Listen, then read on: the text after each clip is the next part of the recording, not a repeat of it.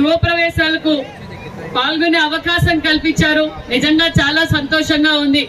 మీ MLA గారు నిజాన్ని నిర్భయంగా మాట్లాడతారు.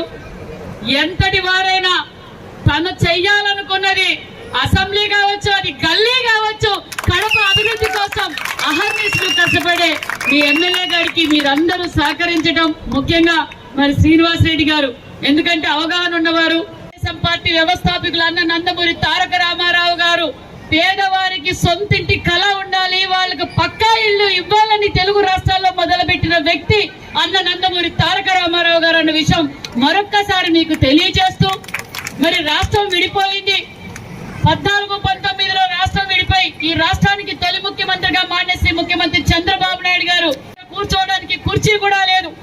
అలాంటి సమయంలో మరి 14-19లో మన రాష్ట్రం అనేక విధాలుగా అనేక డిపార్ట్మెంట్ల ద్వారా కూడా అభివృద్ధి జరిగింది. మరి అలాంటి సమయంలో పేదవారికి టిట్కో ఇండ్లు కావచ్చు, హౌసింగ్ ఎన్టీఆర్ హౌసింగ్ కావచ్చు, మనం శాంక్షన్ చేసాం. శాంక్షన్ చేయటం, ఇలా బిల్డింగులు మరి కనిపించటం, G+3తో మరి బడుగు బడిగిన వర్గాల కోసం సొంతింటి కల నెరవేర్చాలని మన చంద్రన్న 90% అంటే ఎన్నికల సమయానికి మాట చెప్పిన ప్రకారం మాట నిలబెట్టుకొని మరి మనం ఈ విధంగా ఆ రోజు ఇండ్లు పూర్తి చేశాం. మరి సమయంలో మాట చెప్పాం, రాష్ట్ర వ్యాప్తంగా మేము టిట్కో ఇండ్లు పూర్తి చేసి మళ్ళీ ప్రజలకు ఇస్తామని చెప్పాం. నిజంగా టిట్కో లబ్ధిదారులు చాలా ఇబ్బంది పడ్డారు 5 సంవత్సరాలు. ఇందాకే మాధవిరెడ్డి గారు చెప్పారు. ఎందుకంటే ఒక పక్క ఈఎంఐ సమస్య వస్తుంది, ఒక పక్క ఈఎంఐలు కట్టాలని బ్యాంకు వాళ్ళు ఫోన్ చేస్తారు, ఒక పక్కేమో మీకు సొంతింటి కళ నెరవేరలేదు, ఒక పక్కేమో మీరు బాడీలు కట్టాలి.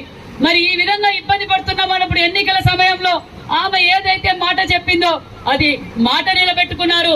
ఎందుకంటే ఈ రోజు ఇది అతి తక్కువ కాలంలోనే మరి ఇన్ఫ్రాస్ట్రక్చర్ పూర్తి చేయడం అంటే అంత ఈజీ కాదు.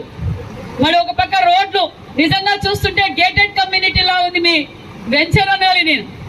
ఎందుకంటే గేటెడ్ కమ్యూనిటీలో చూడండి ఎంత పెద్ద రోడ్లు, డివైడరు, లైట్లు, మరి గ్రీనరీ కూడా మరి మనం పెంచుకుంటే ఖచ్చితంగా ఇది ఒక మంచి టిట్కో లేఅవుట్ అనాలా, టిట్కో టౌన్షిప్ నా నిజంగా చాలా సంతోషంగా ఉంది. మరి అంతేకాదు, మరి ఇక్కడ కూటమి ప్రభుత్వం గురించి తెలియాలి. మేము ఏదైతే ఎన్నికల్లో మాట చెప్పామో ఆ మాట నిలబెట్టుకుంటున్న ప్రభుత్వం కూటమి ప్రభుత్వం. సిలిండర్లు వచ్చాయా, మరి మీకు పక్కా ఇల్లు కూడా ఇచ్చాం. కాబట్టి మీరు కూటమి ప్రభుత్వానికి ఎల్లవేళలా అండదండగా ఉండాలి. మరి మీకోసం అహర్నిశలు కష్టపడే మీ వాసన్న, మీ మాధవిరెడ్డి గారు ఉన్నారు.